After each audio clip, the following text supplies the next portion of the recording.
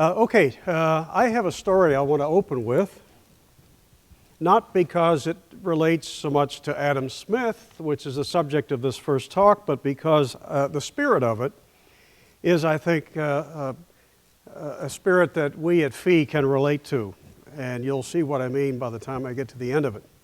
It's actually a true story based upon testimony given before a congressional committee some years ago by a developer in Louisiana.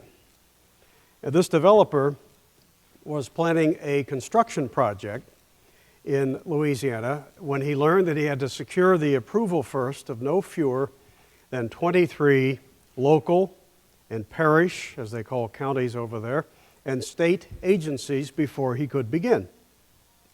Well, he did all that, and just when he thought everything was ready to go, he learned that he also had to apply for approval from the Federal Department of Housing and Urban Development in Washington. So he and his attorney filled out all the required forms and sent them off to HUD in Washington, whereupon the agency sent the following reply. We received today your letter enclosing application in support of abstract of title. We have observed, however, that you have not traced the title to the property prior to 1803. Before final approval can be granted, you must trace the title previous to that year.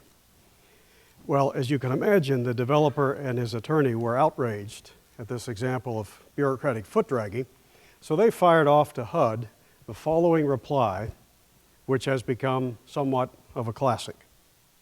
And there's history in here too, so I think that makes it particularly relevant to this seminar. Dear gentlemen, your letter regarding title has been received. I noted that you wished title to be traced further back than I have done. Well, I was unaware that any educated man failed to know that Louisiana was purchased from France in 1803. But nonetheless, they go on and trace the title. The next paragraph read, the title to that land was acquired by France by right of conquest from Spain. The land came into the possession of Spain by right of discovery in 1492 by an Italian sailor named Christopher Columbus.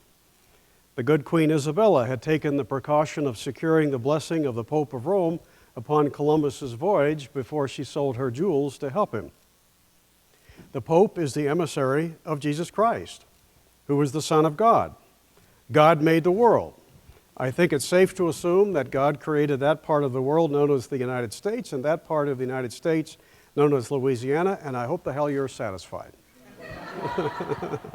That's tracing the title back about as far as you can go. Well, in this first lecture, we'll be talking about Adam Smith and the birth of economics. So there's a lot of econ in this, but also a lot of history, because to understand Adam Smith, it's important to understand the system of economic organization into which he was born. The system which he picked up his pen and wrote so eloquently against. The world that he found when he first began his study. The world that he would dramatically change by virtue of his powers of persuasion and reasoning. Now, anyone know what the system of economic organization was that at least Western Europe was practicing at the time that Adam Smith wrote his books?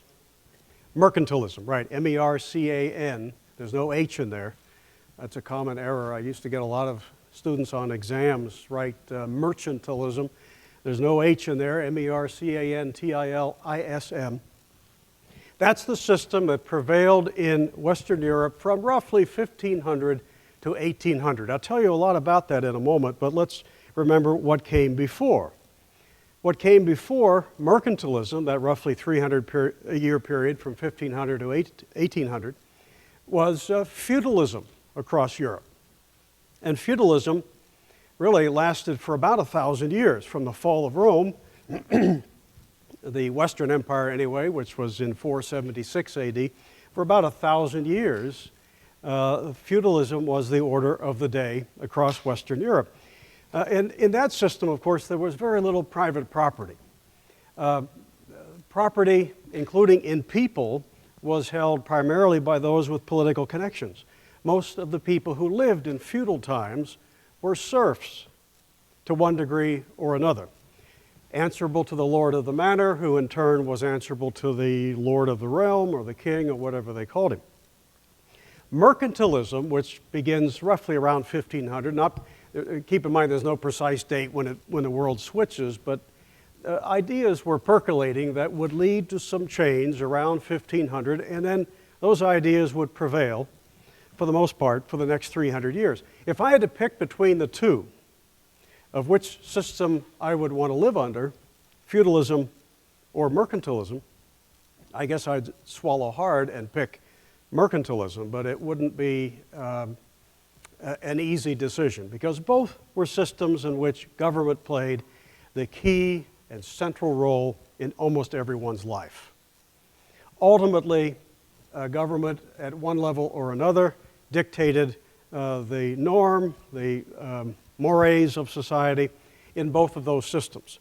But at least under mercantilism, there was a rising sense that enterprise was a good thing, that being in business, that trading, exchange was a positive thing. So for that reason, and maybe a few others, I think I'd rather live under mercantilism. But as Adam Smith will show us, there was plenty of room for improvement. Now, a few words about Smith and his background before I tell you what he had to say about mercantilism and how he changed the world of that day. He was born in 1723 in Kirkcaldy, Scotland, north of Edinburgh. And his profession from an early in his career was moral philosophy. He was not born an economist. In fact, economics as a discipline of its own, as a science with its own name, in fact, didn't exist when Adam Smith first began his study in the 1740s and 50s. His focus was moral philosophy. That's the subject he taught at Glasgow, and I believe for a time perhaps even at Edinburgh. I don't recall exactly. I think perhaps moral philosophy at both. My recollection is that that was what he was teaching at both places. The first of his two books dealt with moral philosophy. The title of it was The Theory of Moral Sentiments. Doesn't sound like an economics text, and it wasn't. The second book, and the only other one that he wrote, is the one of interest to economists. In fact, it's the book that profoundly changed the world. He only wrote two in his lifetime. The second book we know as The Wealth of Nations, but does anybody here know what the formal and full title of the book was? Yes, sir. You're close, you're close. An inquiry into the, just reverse, nature and causes. An inquiry into the nature and causes of the wealth of nations. Now, you might think, well, what's the big deal? I think that's important, especially in the current day when you find so much focus in the public policy realm, as well as even in economics still, is on what? It's on poverty, not wealth. But Adam Smith didn't write about an inquiry into the nature and causes of the poverty of nations. In fact, I would guess, given what he did write, that if he were here today and you were to ask him, well, why did you write about the wealth instead of the poverty of nations? Isn't everybody more interested in poverty? That's something that concerns people. It's something that we're worried about. We know that poverty is harmful. People die from it. Why didn't you write about that instead of wealth? I think he would say, because everybody knows how poverty comes about. That's no big deal. Poverty happens when you don't do anything, right? It's sort of the natural state of things. It's what happens if people just sort of get born and sit around and do nothing for the rest of their, what would ultimately be a very short life. He was more interested in how do we go from the natural state of poverty and create things out of it. How does that happen? And what kind of man-made institutions might be more conducive to the creation of wealth? Poverty, a lot of ways to create it if you haven't got it already. You can find things of value and then bomb them or tax them to death. I mean, it's easy to take things of value and destroy them. He was more interested in knowing how do they come into being in the first place and why. Why do people make investments, and what causes them to go in this direction instead of that direction? So I think the title is really a very important one. He was not so interested in poverty. He was much more interested in the creation of wealth. Well, when he wrote The Wealth of Nations, which appeared in 1776, you might argue that the world was ready for a change. And so perhaps, as eloquent as he was helped by the fact that the world was looking for something new. There were other thinkers in other spheres, like political philosophy, who were already writing about such things as liberty, and have people having more say in what their government looked like.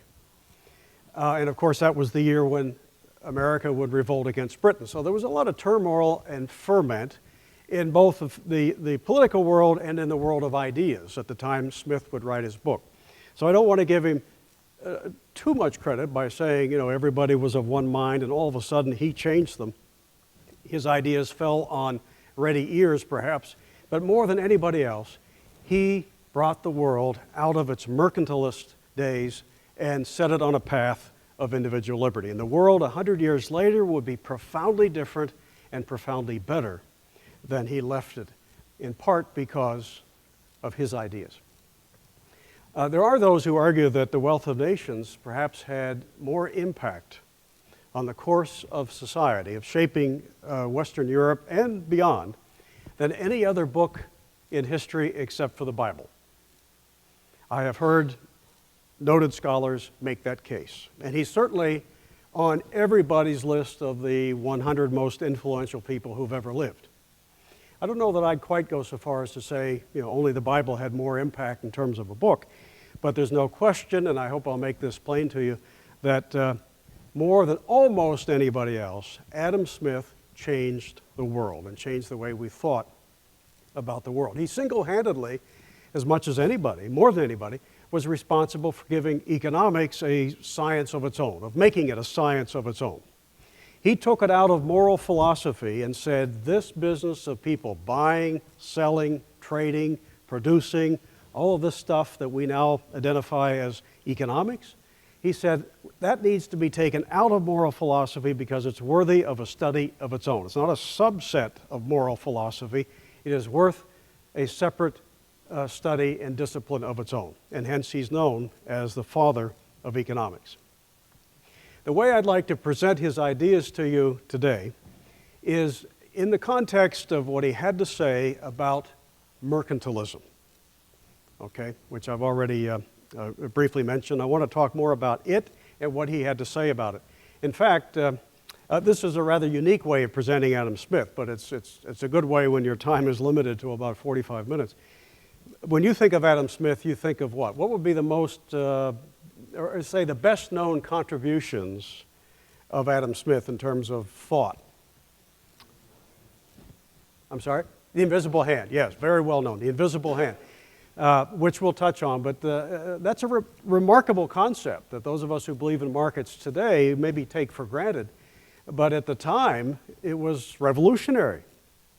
To suggest that you don't have to have the king telling everybody what to do, that in fact there are forces within the nature of what we call markets that guide people, that direct them, that punish them if they make things that people don't want, and that reward them if they make things that people do want, and that there are incentives at work, that you don't need a central planner who tells everybody what they have to do. I mean, the world had to discover that before and embrace that principle before you could really expect economic freedom to blossom, because for centuries the feeling was, gee, the king has to do it, or at least tell us who's going to do it, otherwise it might not be done.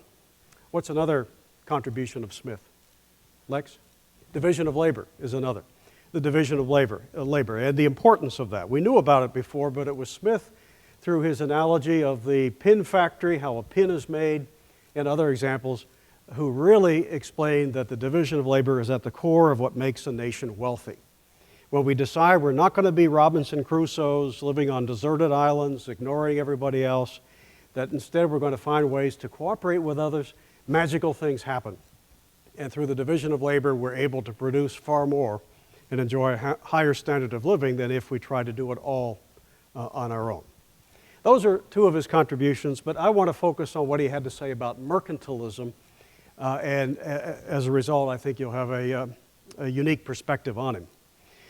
The first idea of the mercantilists, and keep in mind they were not a monolithic glob over 300 years. There were differences among them, but by and large, these are the ideas I want to share with you that most mercantilists held to one degree or another. But the first idea is the world's wealth was fixed. The world's wealth was fixed.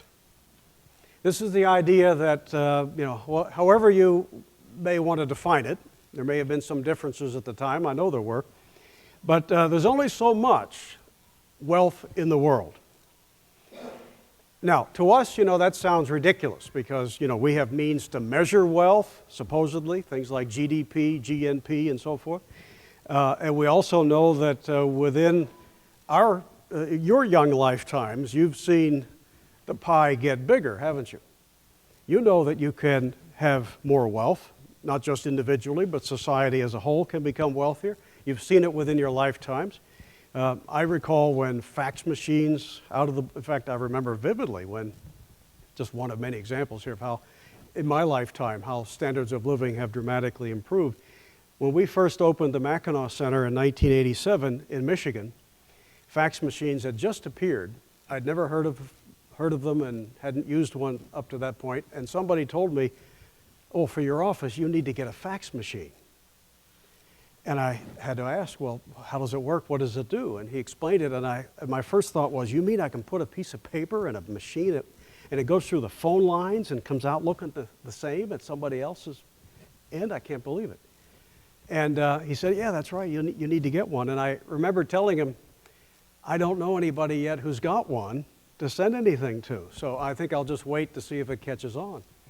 And of course now it's been superseded by email and any number of other means of communication. But barely 25 years ago, fax machines had just begun to make their appearance. So we know that we could increase the quantity of wealth, but in those days, the late 18th century, it was not apparent to most people that you could bake a bigger pie, that you could make a society wealthier without finding somebody who's got it and taking it from them.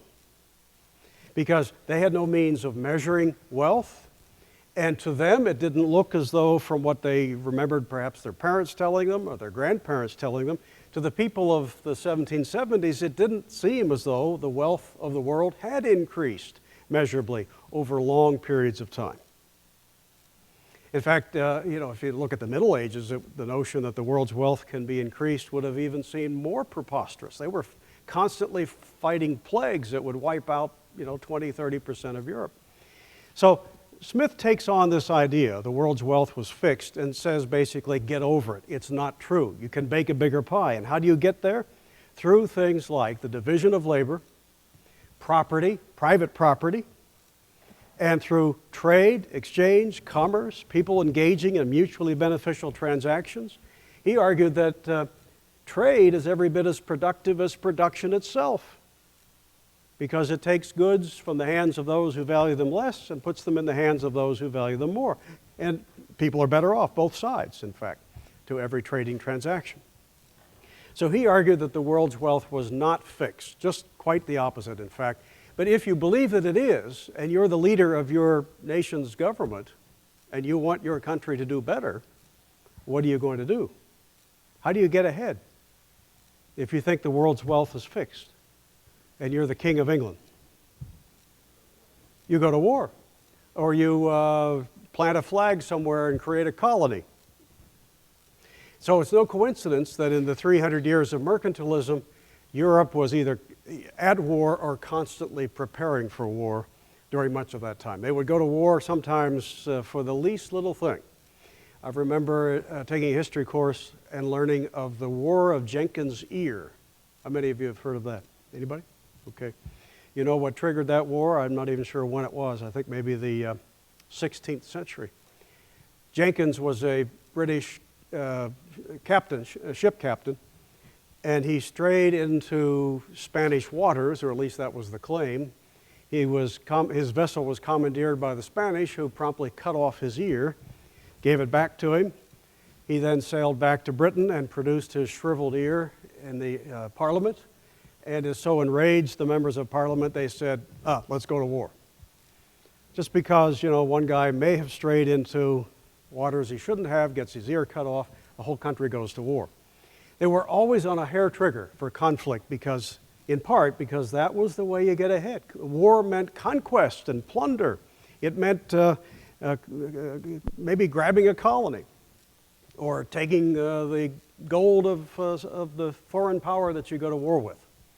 So Smith helped disabuse societies of the day of this notion that the world's wealth is fixed. You can bake a bigger pie, so to speak, through production, trade, commerce. That's far more fruitful than trying to take what others may have.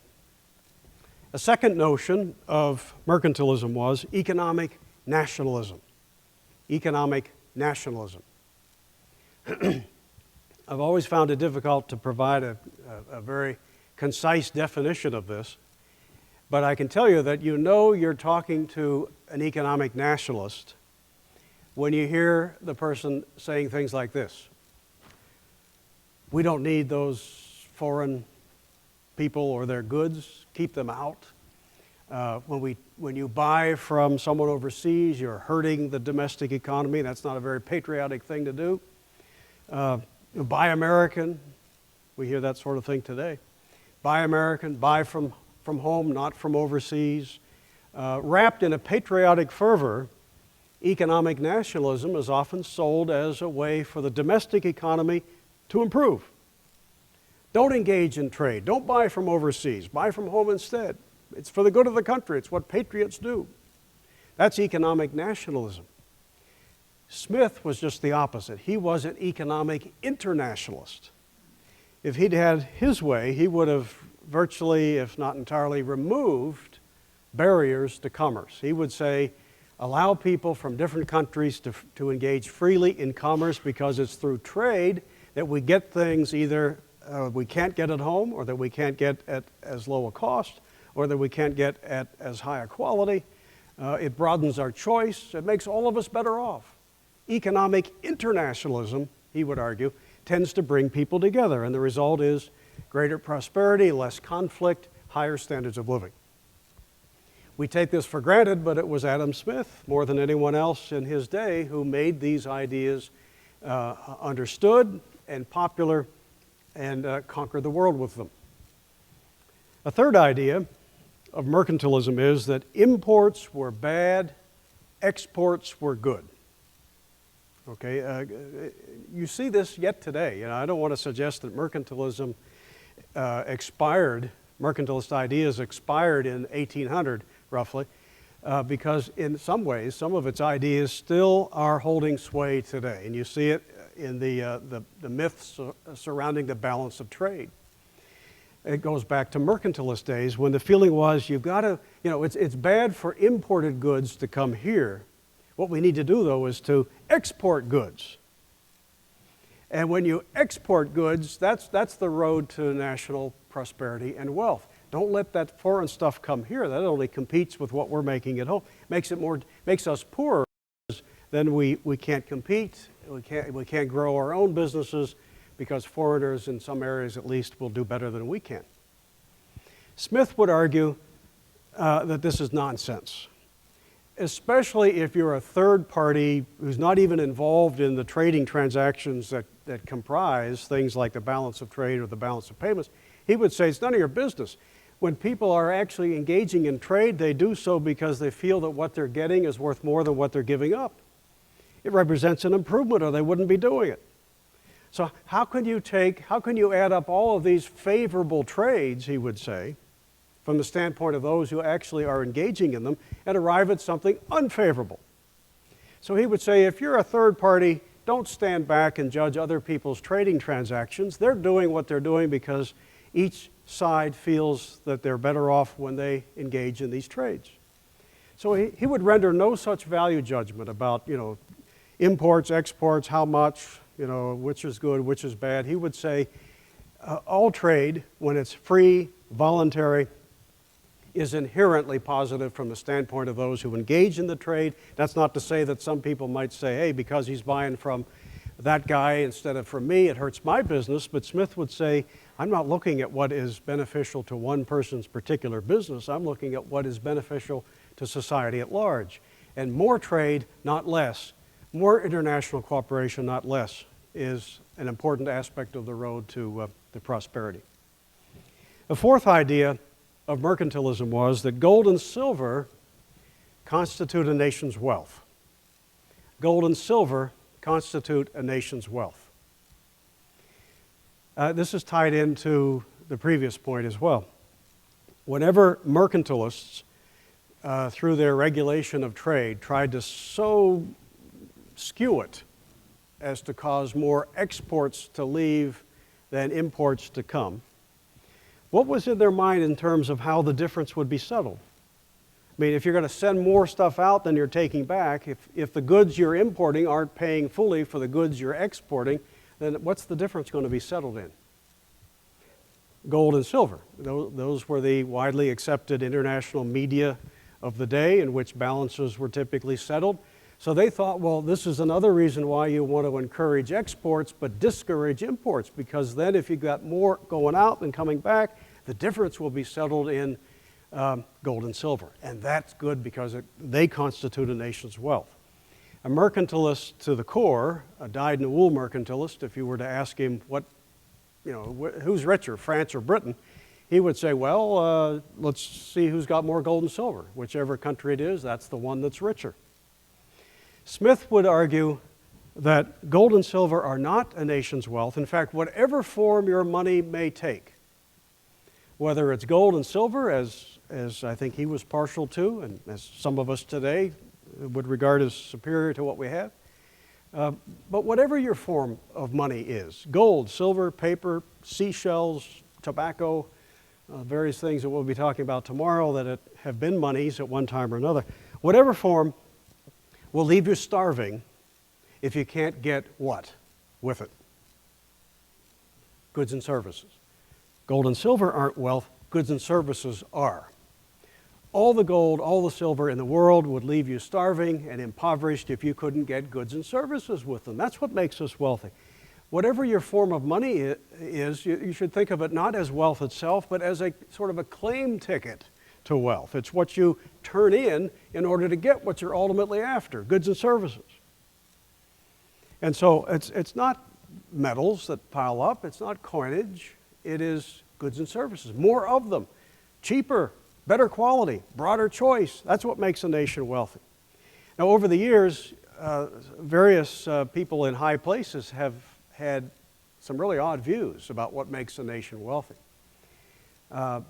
You have a school of thought that's been largely, has held sway in the highest councils of governments for most of the last century that suggests that more money, paper or whatever, really is a nation's wealth.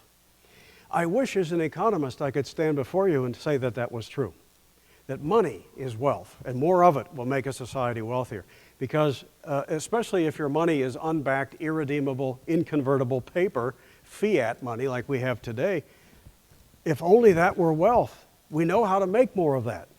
In fact, just by adding zeros to bills, you don't even add to the cost of making them. You can make a $1 bill a $100 bill, have 100 times as much money without any extra cost, right? Except for the ink to put on a couple extra zeros. Would we be wealthier?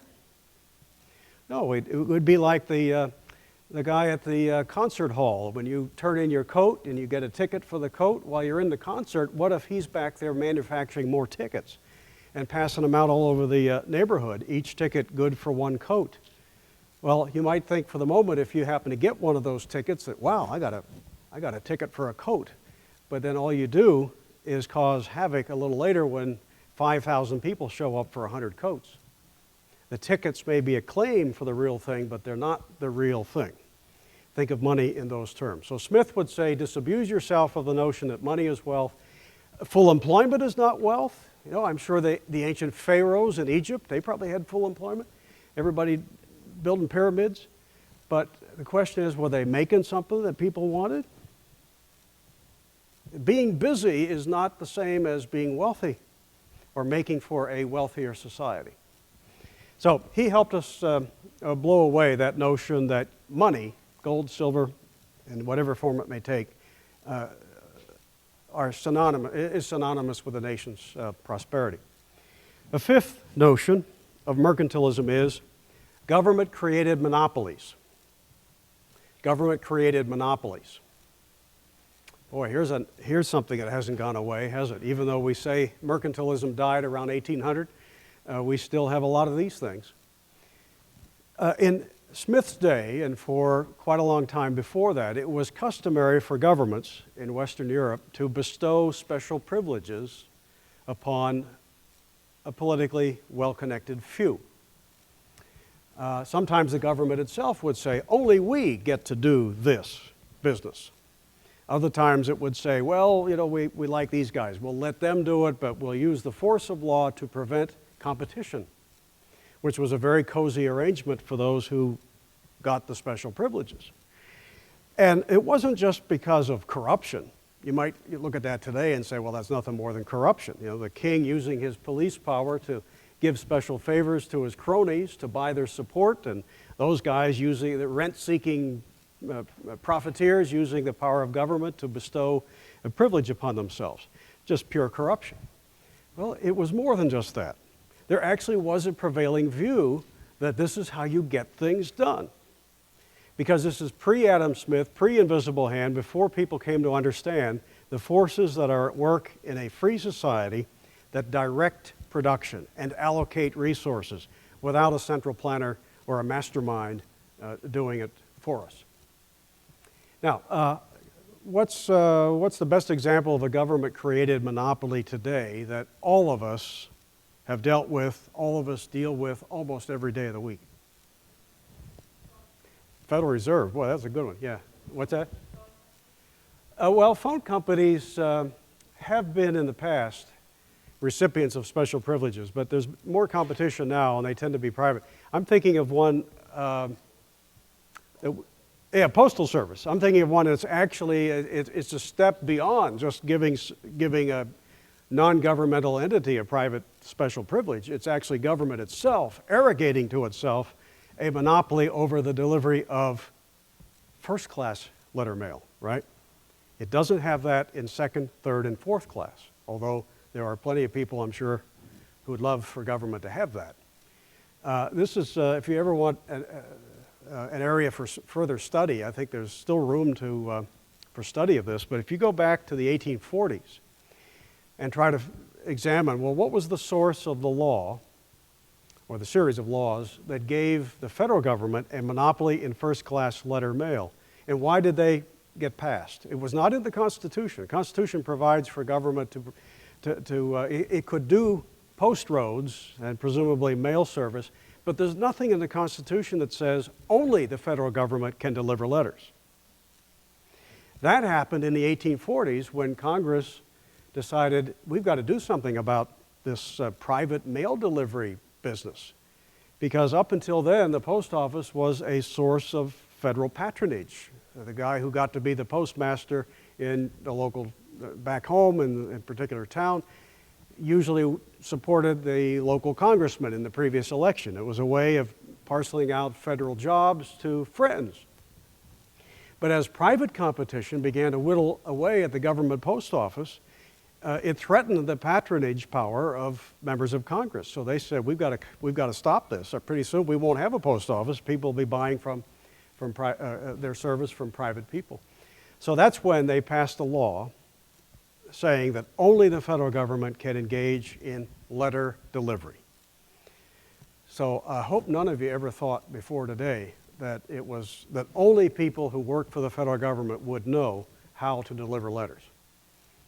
That's not the reason we have the so-called postal express statutes. It was rather the private sector was doing too good a job, and the government wanted to take it over and prevent competition. We have competition in second, third, and fourth class.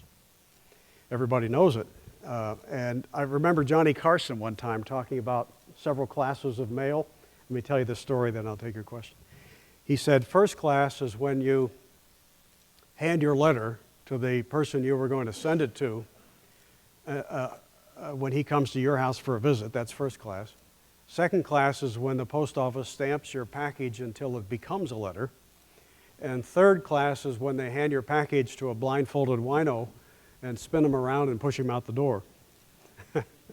Certainly in all other classes but first, there's lots of very vigorous, low-cost, comparatively low-cost private competition.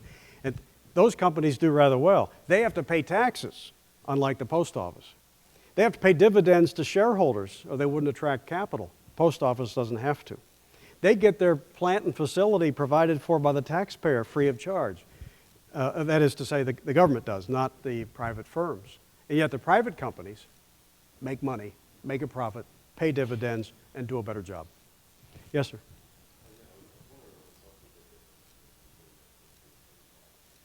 What's the substantive difference? It's just an arbitrary definition. It has to do with weight, I think. Maybe, I don't know if the post office, depending on how big it is, maybe it ceases to become first class, it becomes something else. I'm not sure, but... Oh, no. Second class is more, it's non-letter mail, but what's its difference with, I don't know. It's bureaucratic, it's arbitrary, it's post office gibberish. I don't know what it is really, but a good question. Ask at the post office next time, what's the difference? I'd like to know myself. But a government-created monopoly need not be government itself doing it. It could be special privilege granted to someone else. This is the kind of monopoly that our founders were concerned about. America's founders, even in the Declaration, there are allusions to this. They were concerned about monopoly, but to them, monopoly wasn't bigness in business. Monopoly meant a government grant of exclusive privilege, the way Adam Smith looked at it. And they, like Adam Smith, said, we don't want that. We don't want the power of government used to prevent competition. They wanted competition. And this is what Adam Smith would vigorously argued. He was against government grants of exclusive privilege, against government-created monopolies because he was pro-competition. He explained for us how vigorous competition keeps us on our toes. He even applied this to his own world of academia. He had complaints about other professors, noticing how, once you get tenure and you're prevented from competition and you're on the public dole, he said, you forget your customers, you forget your students. He saw it in his own profession. Can anybody think of what were the laws that the colonists very early had an objection to in America that are good examples of precisely what I'm talking about? Stirred up a lot of fuss with Britain. Yes, sir. No, I'm thinking of even before that. Way back in 1651, would you believe? The Navigation Acts. Because the Navigation Acts passed in London said if you wanted to engage in the transatlantic trade, you had to do so in British-made vessels, which hurt the American shipbuilding industry. That was a government grant of exclusive privilege to British shipbuilders. They even had a monopoly in playing cards. For a time in Britain, there was one guy, one lord, noble, who was granted an exclusive privilege to produce and sell decks of cards. And anybody else who might try to compete with him could be arrested and fined. Yes, sir? No, I wouldn't go so far just yet to say that this does not prove that any government intervention is bad. Although Smith said, he tried to get us away from the notion that sort of giving government a blank check is a good idea because they're just so wise. He would say, he was not an anarchist. He believed in government, but he said it should be confined to some narrow purposes. In fact, I think he gave four. One was defense against foreign aggressors. The second function of government was defense against domestic aggressors, arguing for police, courts, that kind of thing.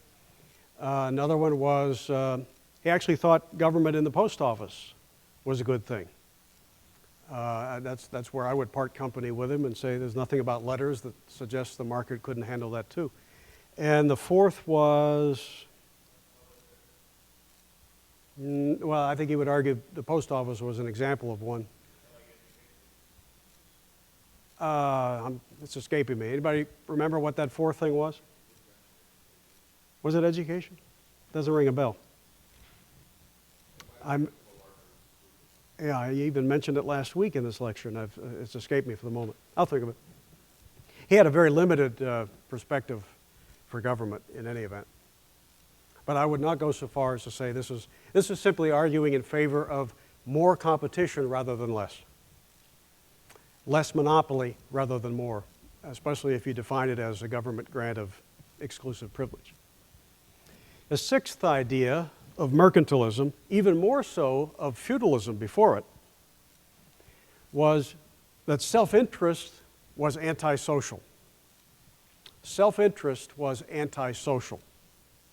This has always been around to one degree or another, and not every mercantilist was rabid about this, but it was still a prevailing sentiment, quite common across Europe, that self-interest is easily taken to excess, and that if you're doing something for your own personal benefit, don't play that up because that's kind of, we frown upon that to one degree or another.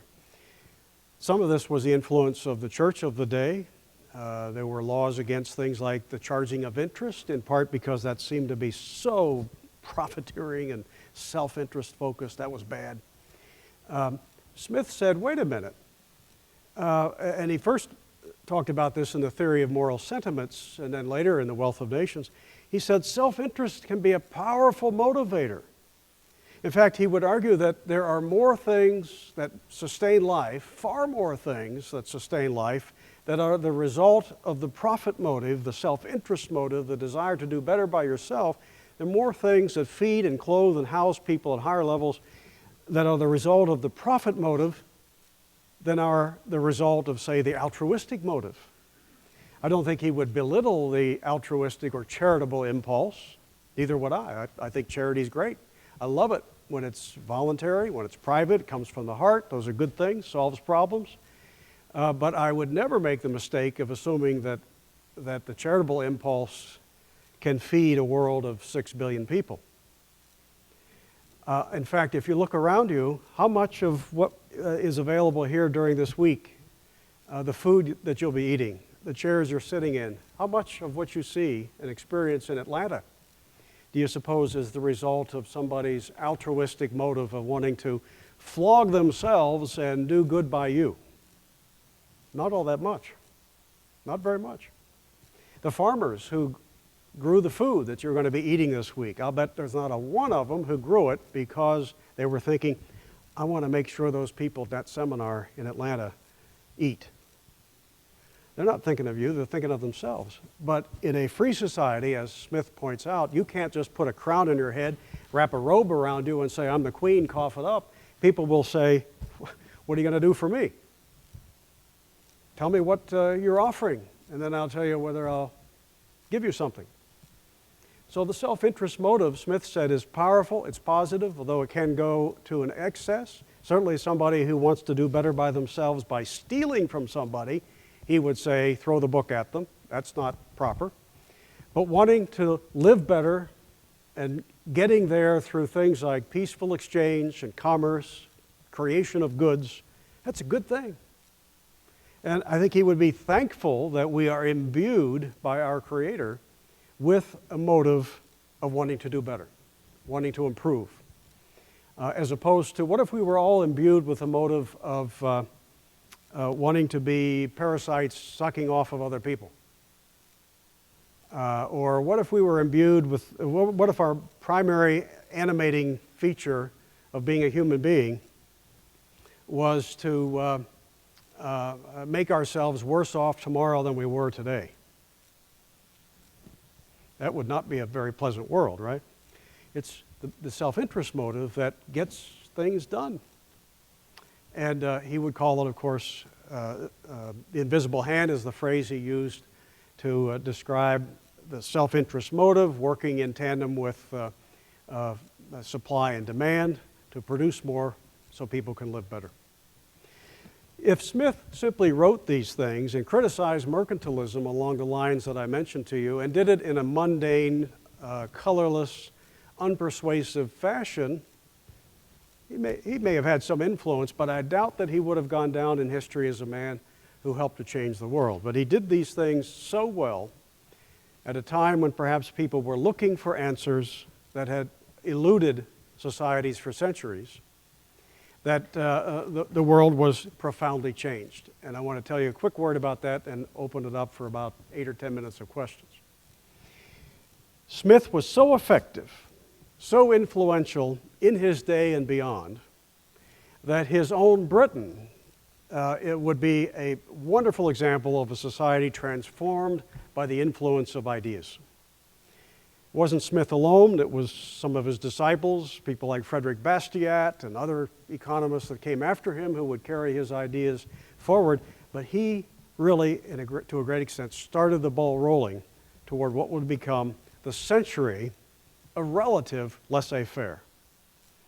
And Britain, from whence he came, in 1900 would be a profoundly different and richer place than it was in 1800. With 3 times the population and living on average much higher than 1/3 lived a century before. How could that happen? That was unheard of in world history, that you could triple a country's population in 100 years and have much higher standards of living for the many. How is that possible?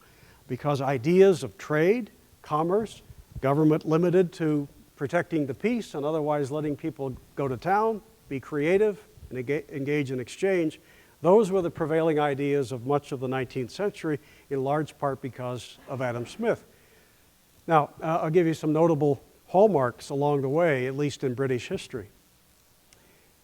Anybody know what the laws were called on the books in Britain in the early part of the 19th century that prevented the importation, or stymied, didn't prevent altogether, but stymied the importation of grain into Britain? Right, the corn laws.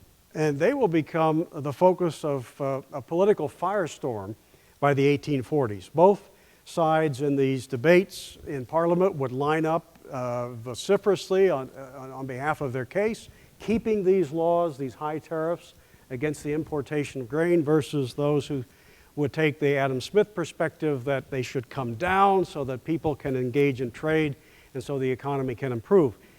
When the Irish potato famine hit in the 1840s, the pro-free trade side got a little extra boost, and in 1846, the corn laws were repealed. It was seen at the time, and still to this day by historians, as a hallmark, an important watershed in the development of Britain as a free trading nation.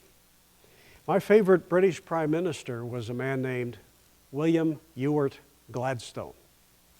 He, to this day, though he was Prime Minister in the 19th century, he holds the record as having been Prime Minister the most times of anybody, 4 times. Still, I believe, has the record for most years in Parliament, although I'm not quite as sure of that, but he was in the House of Commons for 61 years.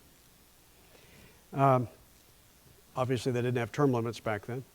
When he was Prime Minister in the 1890s, for the 4th time, for a couple of years, he was in his 80s, and because he had been involved in the reduction of British trade barriers throughout most of his political lifetime, he was able in the 1890s as Prime Minister to brag that since the day when he was first Chancellor of the Exchequer half a century before until Prime Minister all those decades later, he said the number of tariffs that Britain had on the books had fallen from 1,200 to just 12. And he could take a big share of the credit for that because he helped as Prime Minister and an influential member of Parliament to bring those barriers down. And what happened? Britain became the premier trading nation in the world. It became a world-class sea power. London became the capital of capital, highest standards of living in the world until the U.S. would surpass Britain in 1913. So it hasn't even been a century yet that American standards of living have exceeded those of Great Britain.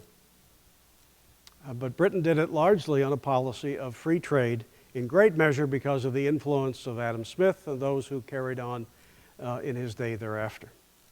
To this day, in economics, there is a bias among economists, an informed prejudice, you might say, in favor of trade.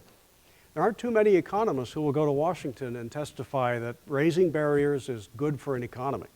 There are some who will say that raising barriers is good for the industry that employs them, but not necessarily, it's hard for them to argue that it's good for society at large.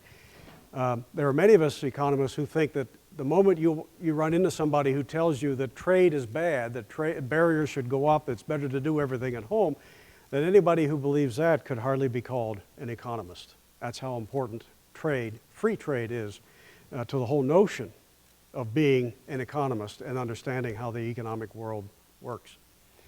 We owe a great debt to Adam Smith for helping move us along in these directions in 1776. He died in 1790, but not before he could see that his ideas were beginning to take root, especially in America, and that free trade held such great hope for the next century. With that, I'll open it up to some questions.